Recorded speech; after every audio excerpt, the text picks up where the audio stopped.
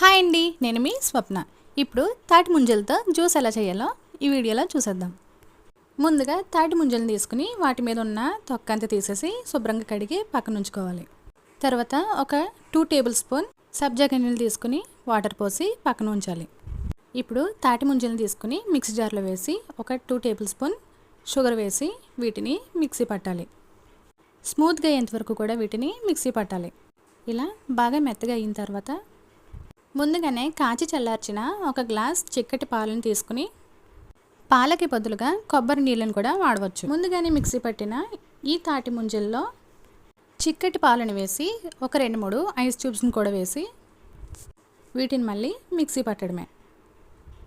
సబ్జా గింజల్ని ముందుగానే నానబెట్టి ఉంచాం కదా, వాటిని గ్లాస్ చివర వేసి తర్వాత ఈ జ్యూస్ని వాటిపైన వేస్తే తాటి ముంజల జ్యూస్ రెడీ.